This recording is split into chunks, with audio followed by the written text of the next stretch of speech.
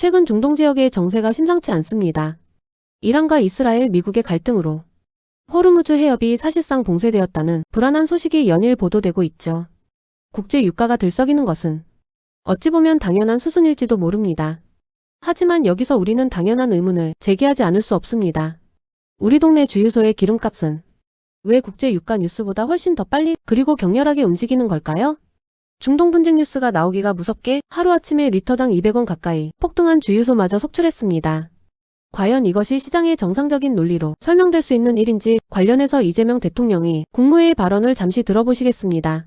사실 유류 공급에 관해서는 아직까지 객관적으로는 심각한 차질이 벌어지는 것도 아닌데 갑자기 무슨 주유소 그 휘발유 가격, 유류 가격이 폭등을 했다고 합니다. 아침, 점심, 저녁에 가격이 다르다고 하고 심지어는 한 리터당 200원 가까이 올리는 곳도 있다고 합니다. 이 점에 대해서 잠시 후에 한번 체크해 볼 텐데 제재 방안이 구체적으로 어떤 게 있는지 한번 논의해 보기 바랍니다. 명확한 공급 차질이 일어나지도 않았는데 가격부터 폭등하는 기현상이 벌어진 겁니다. 이게 말이 되는 상황일까요? 제대로 팩트부터 짚고 넘어가겠습니다. 우리가 오늘 주유소에서 넣는 기름, 오늘 아침에 중동에서 비싸게 사온 원유로 만든 걸까요? 절대 아닙니다. 잠시 강훈식 비서실장의 청와대 브리핑 내용을 들어보시겠습니다. 보통 원유 가격이라는 것이 오르고 나면, 현지에서 가격이 오르고 나면 2주 있다가 반영되는 것이 맞습니다. 시스템 자체가 그렇게 되어 있는데요. 원유가 오르자마자 바로 기름값이 올랐기 때문에 국민들이 불편함을 느끼고 어제 그 불편함에 대해서 대통령께서 지적하셨습니다. 이에 따라서 지금 이 시간에 관계부처 대책회의가 열리고 있다는 점으로 대답을 대신하고자 합니다. 강훈식 비서실장의 브리핑에서 확인하셨듯 국제 유가가 오르더라도 국내에 반영되기까지는 보통 2주라는 시차가 발생합니다. 게다가 우리나라는 무려 208일 분량에 달하는 막대한 석유를 비축하고 있습니다. 극단적으로 말해 오늘 당장 해협이 봉쇄되더라도 최소 7개월은 수급에 문제가 없다는 뜻입니다. 게다가 정부는 호르무즈 해협을 통과할 필요가 없는 UAE 대체항만을 통해 600만 배럴 이상의 원유를 긴급 추가 도입하기로 확정지었습니다. 그런데도 주유소 기름값은 왜 하루아침에 폭등했을까요?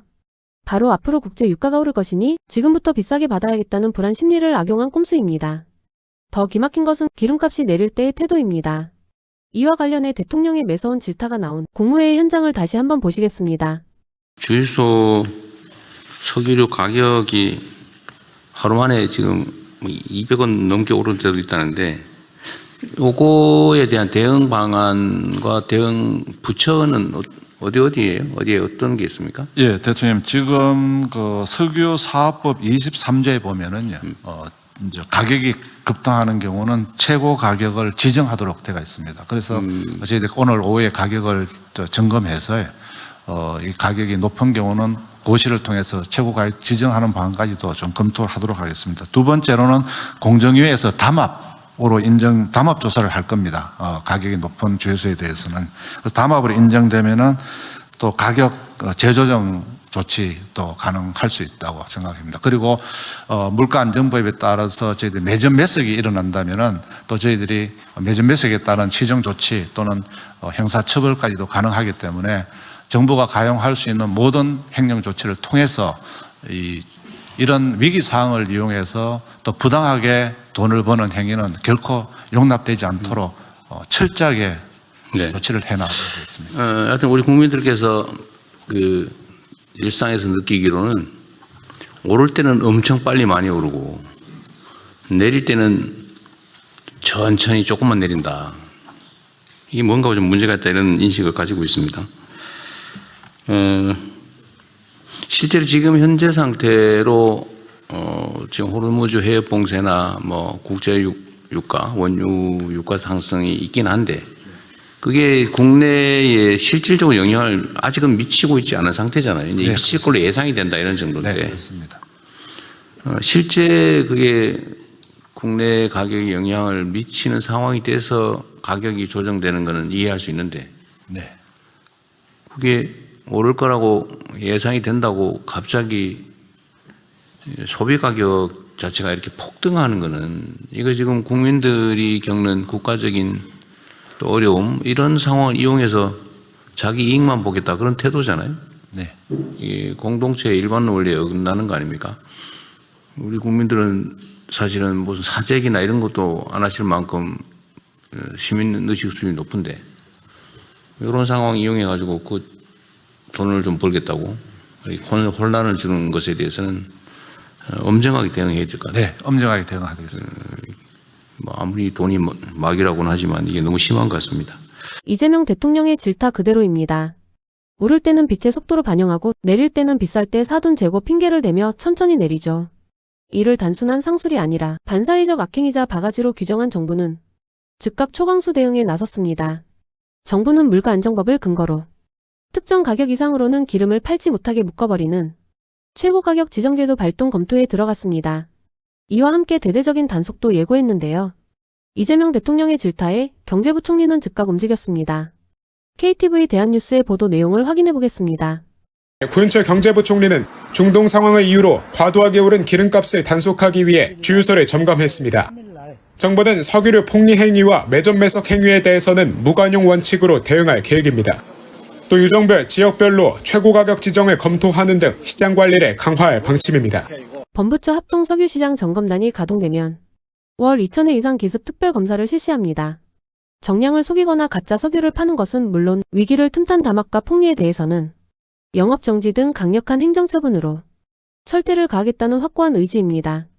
시장 경제에서 정당한 이윤 추구를 비난할 사람은 없습니다. 하지만 국가적 위기와 국민의 공포를 담보로 폭리를 취하는 것은 명백한 시장 교란입니다. 중동에 총성이 울렸다는 뉴스 한 줄에 창고에 쌓아둔 낡은 기름에 전쟁 프리미엄을 붙이는 꼼수는 이제 근절되어야 합니다. 더 나아가 우리는 이 지긋지긋한 롤러코스터에서 벗어날 근본적인 체질 개선을 고민해야 합니다. 마지막으로 이번 사태에 대한 이재명 대통령이 당부와 바람을 들어보시겠습니다. 시장이라고 하는 게 그 심리에 많이 좌우되는데 어쩌면 이번이 좋은 기회일 수도 있죠. 우리 옛말에 그런 말 있잖아요. 자빠진 김에 쉬어간다고. 주식시장도 어쩌면 너무 계속 상승만 해왔기 때문에 사실은 조정을 하면서 가야 단단한데 너무 조정 없이 일방적으로 상승만 2배가 넘게 하는 바람에 사실 매우 불안정한 측면이 좀 있었죠. 근데 이번 기회에 어쩌면 좀 단단하게 다져지는 측면도 있어 보이고 필요한 조정을 겪어서 오히려 기회윤이 될 수도 있겠다 이런 생각도 듭니다. 넘어진 김에 쉬어간다는 얘기처럼 사실 이제 국제 유가 문제 또는 원유 조달 문제는 앞으로도 계속 반복될 수 있는 일이고 과거에도 반복됐던 일이죠. 그래서 이번 기회에 재생에너지로 전환을 좀 신속하게 대대적으로 좀 하는 게 어떨까 싶어요. 좋은 기회 아닐까 싶습니다. 대통령의 발언처럼 자빠진 김에 쉬어간다고 했습니다. 외부 요인 하나에 온 나라의 기름값이 휘청이는 이 고질적인 한계를 거꾸로 화석 연료 의존도를 줄이고 재생에너지 전환을 앞당기는 구조적 체질 개선의 기회로 삼아야 합니다. 국민은 바보가 아닙니다. 더 이상 어쩔 수 없다며 속수무책으로 주머니를 내어주지 않을 것입니다.